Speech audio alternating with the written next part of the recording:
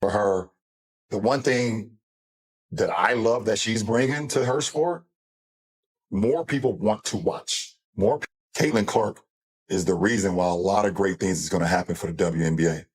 But for her individually, I don't think she should get involved on nothing that's being said. Just go have fun, enjoy.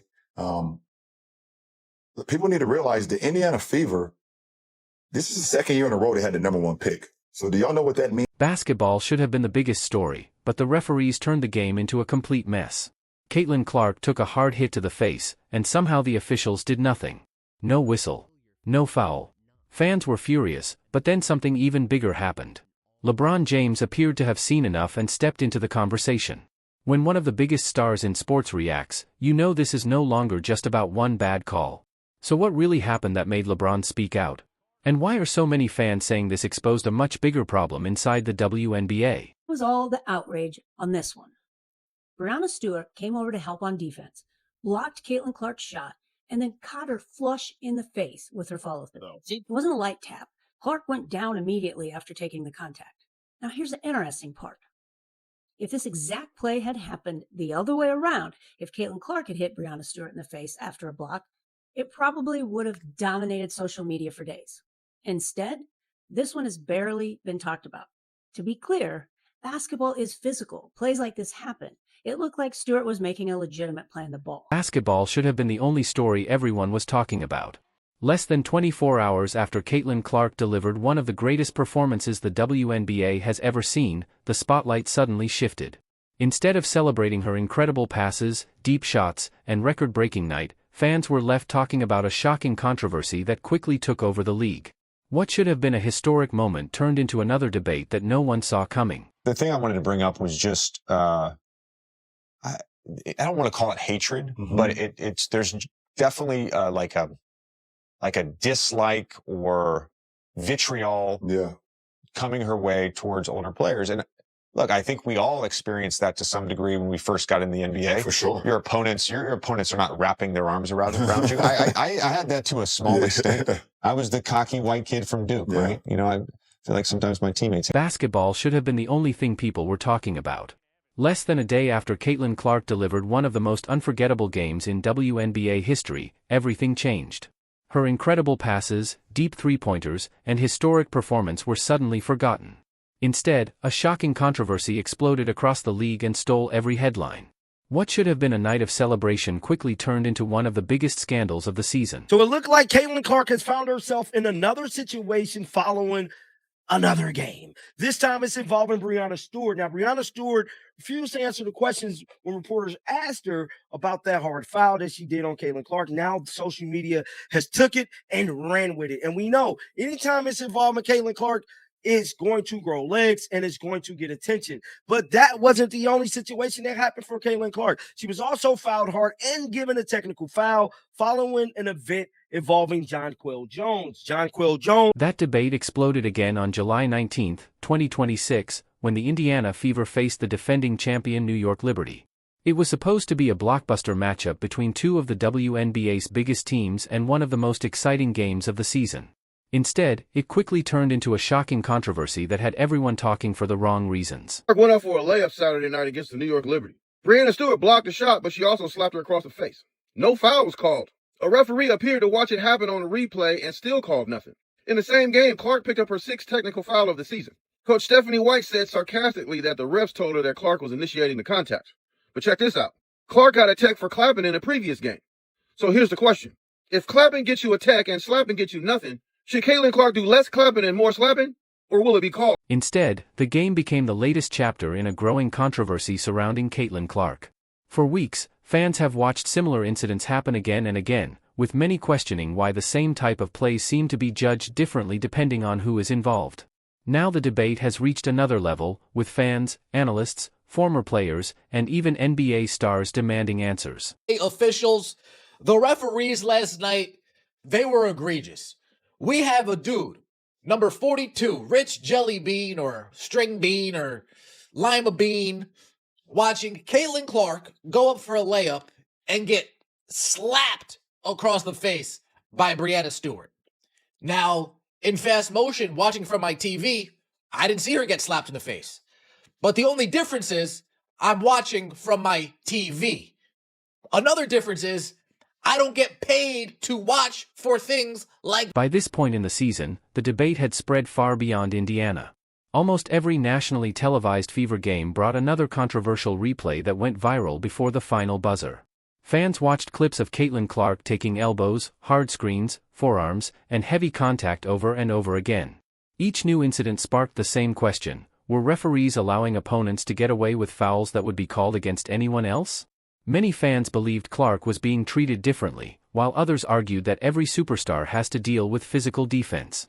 Process that? How did you go through that at a young age, coming into the NBA, where the people could have been your teammates, could have been the people you were competing against? They weren't celebrating you. No, not at all. They wanted to kick your ass. Absolutely. Absolutely. I mean, my teammates for sure. There's video evidence of my teammates basically saying like, he's not ready, or there's somebody playing this position, or we're not putting all our faith in the 18-year-old kid, or, all this hype, we've been here, all this, so my own teammates that I had to like be on the floor with, practicing with, on the planes with, in the locker room, in game situations was kind of, just had this kind of, like you said, you want to say hate, but just like animosity. The problem is that those explanations become much harder to believe when the replay appears to show something different from the official result. Against the New York Liberty, one play quickly became the center of attention. As Caitlin Clark drove to the basket, Breanna Stewart challenged the shot. At full speed, many fans missed what happened. But when the slow-motion replay spread online, many viewers believed it showed Stewart's hand making contact with the side of Clark's face before Clark fell to the floor. Clark immediately looked at the referee, expecting a foul call, but the whistle never came. Basketball play, but she still should have received some type of flagrant foul because it wasn't hit to the face. But let's that play involving Breanna Stewart, and we know when it comes to Stewie, man, she's one of the leaders in the damn little WNBA stuff. They pretty much let her do what she do. But all that being said, this is Stewie at the podium yesterday talking to reporters. Let's roll it. Fair, a game like this for you. Oh, for me? Yeah. We know we're in it right now. We got to find a way out of it. We got to find a way to play 40 minutes. Just one day before the controversy, against New York's biggest rival, Caitlin Clark delivered one of the greatest performances in WNBA history. She exploded for 45 points and 10 assists, becoming the first player ever to record a 45-point, 10-assist game in the league. It was a historic performance that mixed incredible scoring with elite playmaking and instantly became one of the biggest moments of the season. Fans and sports stars everywhere praised her, but one reaction grabbed the most attention. LeBron James quickly celebrated Clark's incredible night. That wasn't surprising, because he has supported her ever since her college days. Is while players are going up to the rim, going up for layups, is to look at all forms of contact, all forms of possible contact. Breanna Stewart goes to block Caitlin Clark's shot, and what does the referee do? Stands there, watches Caitlin Clark get whacked in the head, and does absolutely nothing about it. Now, you can't convince me he didn't see it. you can't convince me that this official did not. These private conversations only became public because Clark chose to share them, making LeBron's support feel like much more than a simple social media post. It showed that he genuinely cared and understood the pressure that comes with living under a constant spotlight. That is why many fans wondered what LeBron was thinking after watching Clark take another controversial hit less than 24 hours after praising her historic performance. Whether people support her or criticize her, almost everyone agrees that Caitlin Clark has become the biggest star in women's basketball. Indiana Fever just took on the New York Liberty, and that was a weird game. Weird not in the sense that the Indiana Fever didn't absolutely cook, that Kelsey Mitchell didn't go crazy, and that Caitlin Clark didn't have a lot of great highlights. But weird in the sense that early on in the game, it seemed like the Liberty were about to run away with it and blow the Fever out. And it's not that the Indiana Fever just started playing amazing basketball, which got them back into it. It's that the New York Liberty just stopped hooping. They had 9 turnovers in the third quarter, and they just couldn't buy 3-point shots anymore. Everything just started crumbling randomly. And I mean, early on, the New York Liberty evidently had the refs on their side. Many people believe Clark's success helps the entire WNBA by bringing bigger TV ratings, more sponsorship money, higher salaries, and more attention to every team. From that point of view, hurting the league's biggest star only hurts the future of the league itself. But all of those conversations were forgotten once the game started. Just 90 seconds into the matchup, another controversial moment took place. Caitlin Clark tried to fight through a screen and collided with Liberty center Jonquil Jones. The screen was ruled legal, but the contact was hard enough that Clark immediately reacted after taking a hit to her leg. Instead of calling a foul on the play, the referees gave Clark a technical foul for her reaction. That technical was a costly one. Here and diminishing what they just did and diminishing their accomplishment and diminishing her accomplishment. She had the first triple-double as a rookie in WNBA history. Yes, Sabrina Ionescu has 4 triple-doubles in her career. Clark will probably have at least one more triple-double before this season is over. So now she's had another record that no one else has. You talk about hating people, you talk about, sideways compliments. This is just another example of the sideways commentary that comes from other teams. Stephanie White stopped herself from saying too much, joking that she did not want to get fined. Then she repeated one word that has become Indiana's message all season: consistency. That single word became the biggest story after the game. The debate was no longer about whether basketball should be physical, it was about whether the same plays were being called the same way every time. Players and coaches can handle tough officiating if the rules stay consistent. They adjust their game to whatever standard the referees set.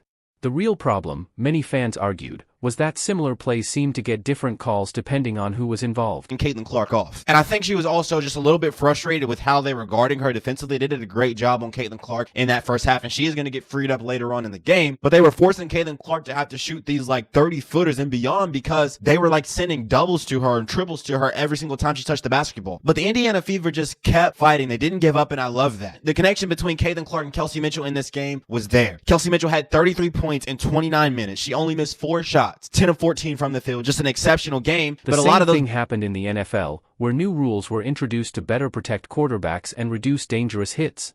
Those changes were not made because star players were above everyone else. They were made because leagues understood that their biggest stars help grow the sport. That is why LeBron James became part of this conversation again.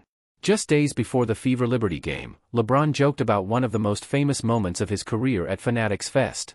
In 2021, he accidentally hit Isaiah Stewart in the face with an elbow while fighting for a rebound. Stewart was left bleeding and angrily charged after LeBron. Even though LeBron said the contact was accidental, the NBA acted quickly. The face, the only face, the real face of women's basketball, period. She did it again, Caitlin Clark, shattering records, creating new viewership records for USA Sports. She did it again. Y'all keep running around trying to pretend like this person's the face of the league, that person's the face of the league because they've been here for 9 years or they won a champ. That does not make you the face. That is why so many fans started comparing the two situations. They remembered LeBron James being disciplined for an accidental play years ago, then watched replay after replay of Caitlin Clark taking contact to the face without even a review. For many people, the difference was impossible to ignore.